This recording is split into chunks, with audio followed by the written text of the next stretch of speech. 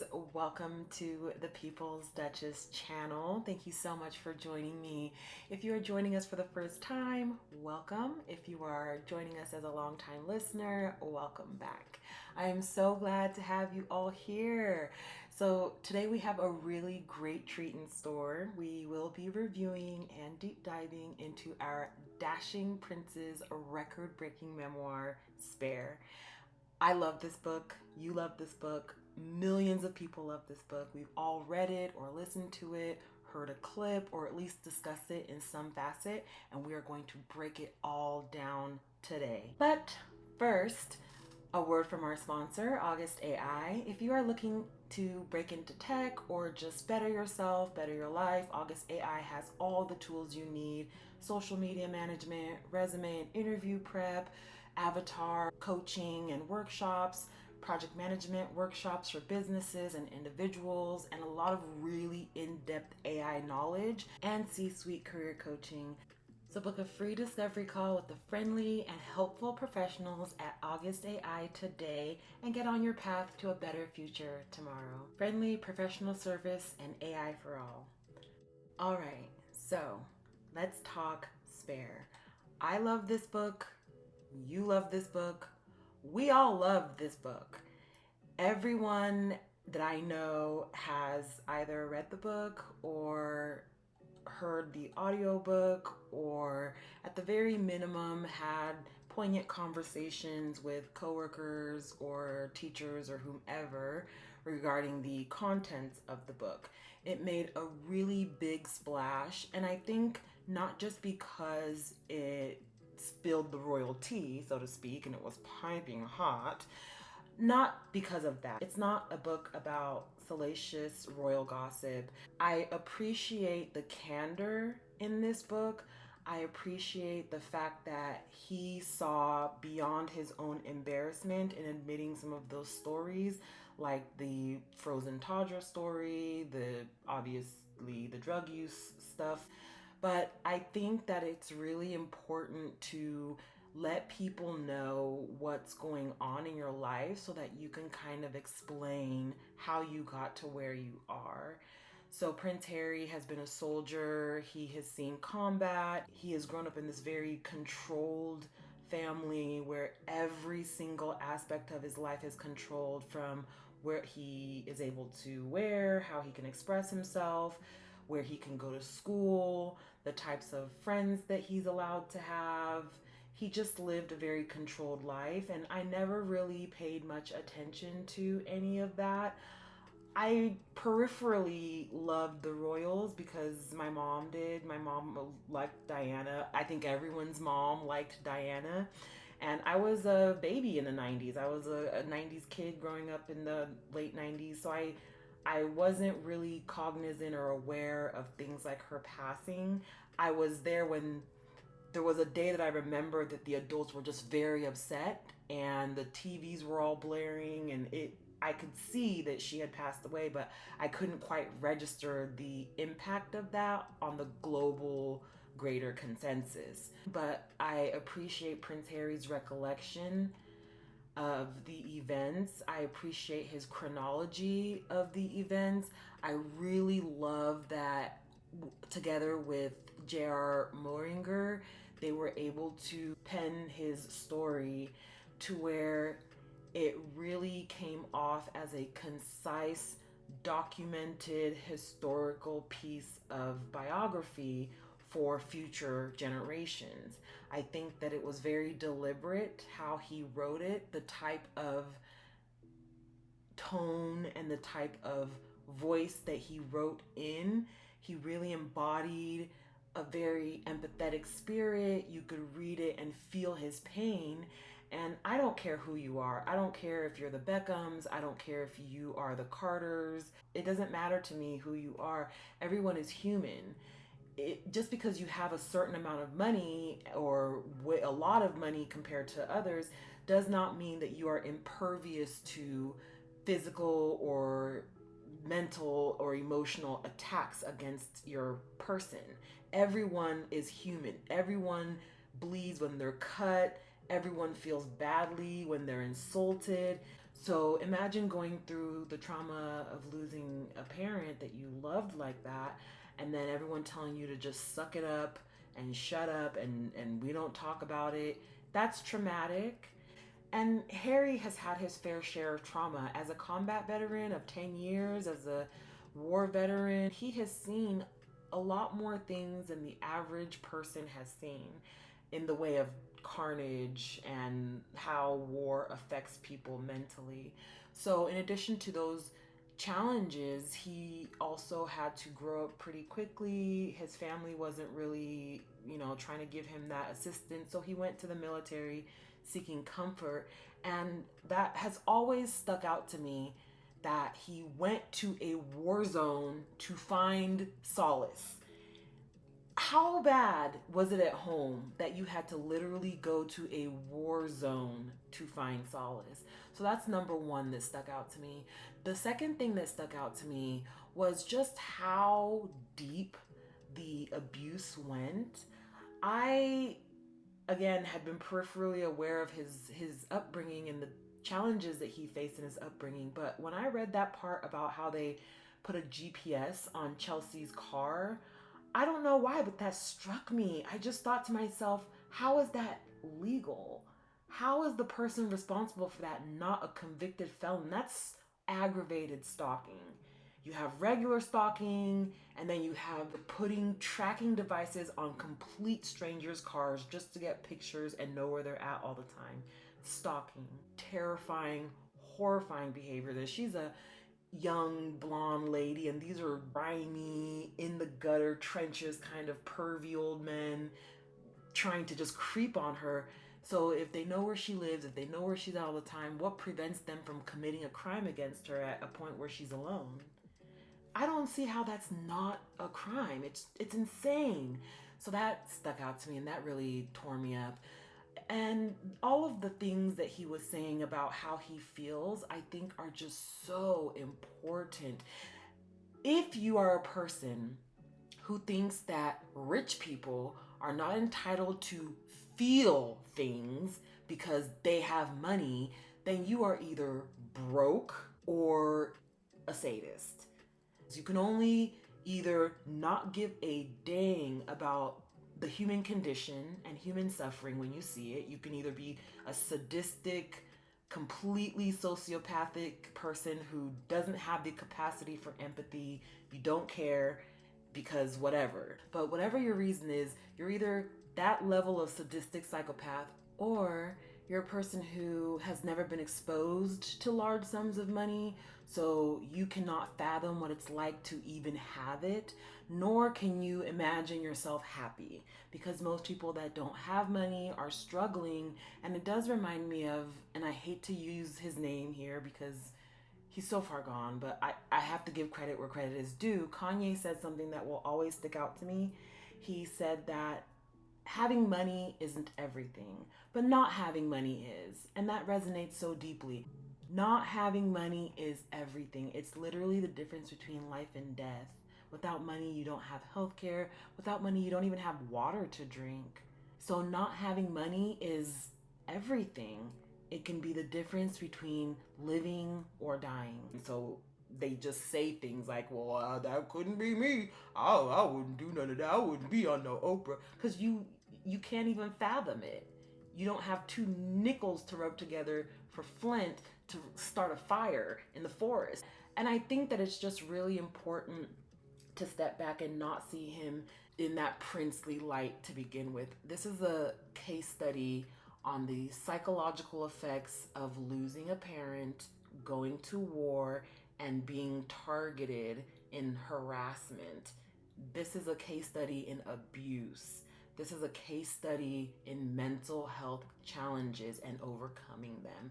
This is not about his money. This is not about his wife being rich. This is not about them being superstars or royal family members or anything like that. This is two people who have had their lives upended by the media, the press, and then the public's insatiable urge to consume this as if they were fodder for us.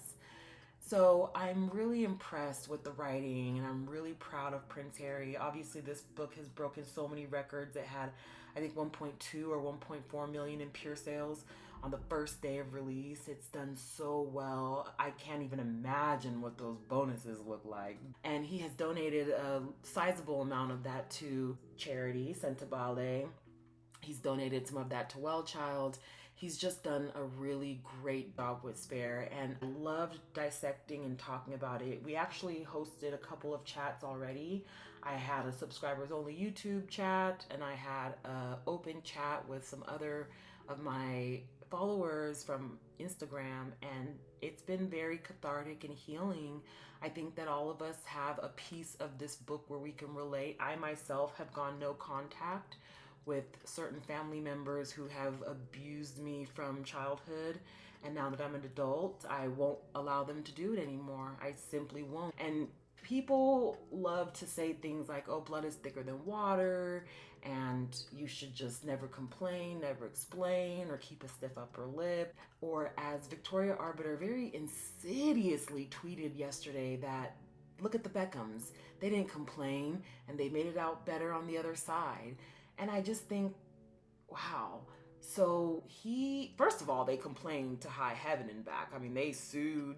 For goodness sake, David Beckham was taking the stand on Prince Harry's side in the phone hacking case. So they've been complaining, first of all. They've definitely sued. They've definitely spoken out about it. David was very worried for his family's safety because he was getting death threats and all kinds of harassment and nonsense. And he actually fled London and moved to America to seek more for himself and his family.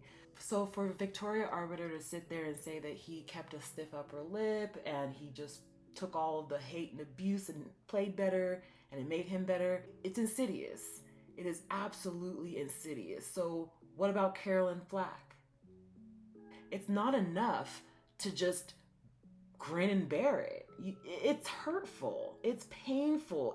It doesn't matter that you have money. Money is not a knight of armor. It's not a cloak of invisibility. It doesn't absolve you from mental health challenges. I don't understand people's saying that because people are rich, they should have no problems.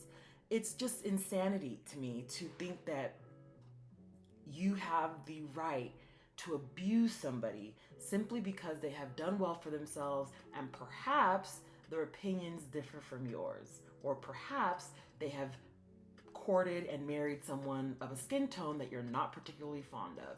That doesn't give you the right to then make their lives so bad they contemplate or even commit suicide. It's not fair. And who are you? Why do you get to be the person enacting this sadistic harm on whomever you feel like harming without any checks or balances? Why do you want no one to come after you, Victoria Arbiter, crying till today about your lashes and your eyebrows falling out, for being rightfully checked over lying about Harry and Meghan? You got caught lying, but a lot of others don't have any punishment, consequences, or repercussions. Luckily, you lost your job, but it takes a lot more than that, unfortunately, for some people that are continuously on air, continuously giving a platform for hatred to do what they do every day in the name of turning a dollar. So it's okay for you to abuse and harass people for money, but it's not okay for Harry to have feelings about the abuse and harassment. It's weird to me. And I'm very fortunate. I have gone through therapy and I've also worked in a psychiatric facility right after college. My background educationally is in psychology, so I fortunately have had the tools instilled in me in working in that field and working in psychiatric care.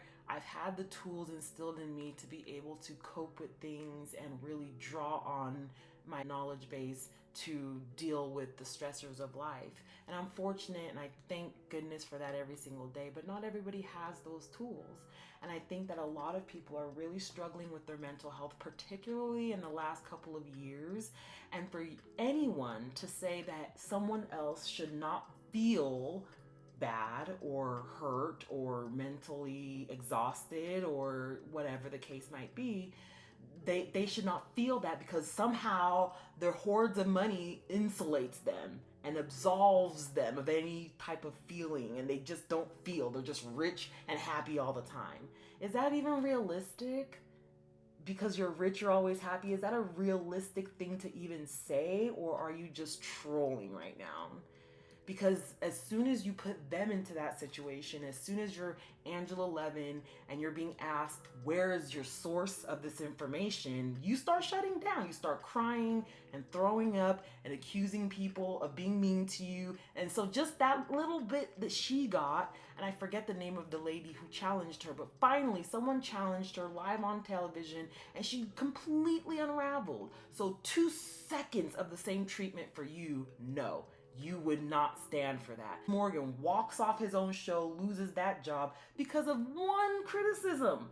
All the dude said was, hey man, she has the right to have ghosted you. You guys don't know each other. She didn't know you from Adam. She has every right to not speak to you anymore. If she looks at you and sees that you're an unsavory character and she didn't know that prior to having met you that first time, then she has every right. He couldn't handle it. So you wouldn't accept the bullying and and it wasn't even bullying and harassment. The guy was just telling him the facts. And in Angela Levin's case, she was just asked the question, where are your sources? Where do you get your information? And she wouldn't even, do that. So she broke down for that. So not even bully, just being challenged at all. Just being challenged at all in any way, shape, or form about what you say is enough to melt you in your boots as the wicked witches that you are. But you think that the people that you are doing this to at a multiplied by 1,000 rate, you think that they should be impervious to your attacks, your 24/7, every day, all day attacks. They shouldn't feel it because they're rich.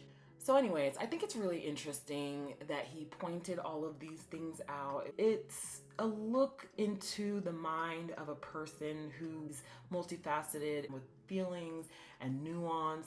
And the hope is that maybe if he tells his story now, for one, it'll be documented for the history books so that any other charges or false accusations can easily be looked up and disputed in spare. I just think that it's really important to step back and look at this from the mental health perspective that it is. I think that the scrutiny that Megan faced was unbearable. I can't even imagine what it was like watching as your family stayed completely silent while your child was called a monkey in public. And just as a business, and I've talked about this before, but as a business, that's not good business. That is not good business to allow them to attack Harry and Meghan the way they attacked Harry and Meghan and not have come out and said anything weakens the entire brand. You're only as strong as the weakest link. And not that Harry and Meghan are the weakest link by any stretch of the imagination, but they were trying to make them the weakest link. They wanted Meghan to be 50% of herself. They encouraged Harry not to marry her in the first place. When they did get married, they battered them, trying to make them the weakest link. And it's odd to me because that's never been a great business strategy anywhere. So they're weak now and you're gonna shine? How? Everyone's still barraging on them. No one's even paying attention to what you people are doing over here. It's odd. That's not even how it works. That's not how any of this works. That is not how people or society or socialization works. If you tell me something negative about someone, I have to be your friend for that to affect me. I have to have some kind of affinity at the minimum for you to tell me something negative about someone and then me to turn on that someone. I have to like you better or have some kind of tie to you so that when you tell me something about someone, I trust your word and then I don't like that someone. People don't have ties to you. They don't like you. They don't like them. There's no fan pages. They're not hosting spaces. They're not raising funds. They're not out there doing what they need to do in the name of Catherine and William. They're not fans of them. They just don't like Meghan and Harry. When we came together and read Spare, it was really shocking and it was really saddening. It really solidified our resolve and reinforced our resolve to be a part of something bigger than ourselves, help each other out, help our communities out. And we all took that example from not just Spare, but Harry and Meghan's life and work up until now, anyways. Harry set aside his princely titles and wrote from a place of a man, a soldier, a husband, a father, and then his duty to the royal family. So when I went and read Spare, I set aside all my preconceived notions and I felt so bad for him. I really did feel so bad for him. It should not be that strength is tested by how much abuse one can take without dying. Strength and resilience should come from character. It should come from the things you do for one another. It should come from how strong you are in your resolve to love yourself and love everyone else and be kind. We should never, ever, ever find any causal relationship between strength and abuse. That is old. We need to get rid of that model, whether it's the strong black woman trope or the resilient child who's seen way too many things. They're strong, they're resilient. That is just a horrifying model. The strength and the resilience should come from better places than that. Harry and Meghan are fighting tooth and nail for those kids. If their initiatives and all of their efforts succeed, there will hopefully be legislation passed around these things, and then every child is safe. And then all parents can rest a little bit easier at night. Bullying should be a felony. No one should be profiting off of that. And in fact, it should be illegal to brutalize someone to within an inch of their life. And in Carolyn Flack's case, Dan Wooten should have been arrested and jailed right then and there. Because what the heck? Anyways, I really do hope that Harry wins a Pulitzer for Spare. This is just a brilliant work, beautifully written, thoughtful, inspiring, a great piece of literature for mental health case study. It is so useful, so very helpful. I know that it helped me personally have some clarity on some things that really resonated with me, including not having to have closure, not having to go back to toxic people or places, not having to deal with anyone that disrupts my mental health. I no longer agree with the notion that blood is thicker than water. I think that sometimes blood is excessively toxic. You are worthy of life. You are worthy of happiness. You are worthy of health. You do not deserve someone beating you down, whether it's physically or emotionally or financially, mentally, whatever the case might be. You deserve a good life as a good person. And you don't need to feel embarrassed or ashamed or anything about your past, especially if things happened to you that you had no control over. And even if you did some things that you weren't super proud of, it's not the end of the world. And being a better person, learning from mistakes is a great way to exist. We're all going to make mistakes. And as long as you learn from them and use them to grow and become a better person, there's nothing wrong with having made them. Obviously, Prince Harry confessed to making those mistakes. He's done everything he's needed to do to rectify his mistakes, to reconcile them. So I give him all the props in the world, all the kudos in the world. Brilliant book. I love Spare. I know it's gonna see really great things happening for them in the future. Thank you so much, you guys, for joining me in this deep dive into Spare. If you enjoyed this video, don't forget to like, subscribe, and smash that notification bell for more captivating royal news and discussion. Until next time, stay curious, be kind, and remember, love always wins. Bye.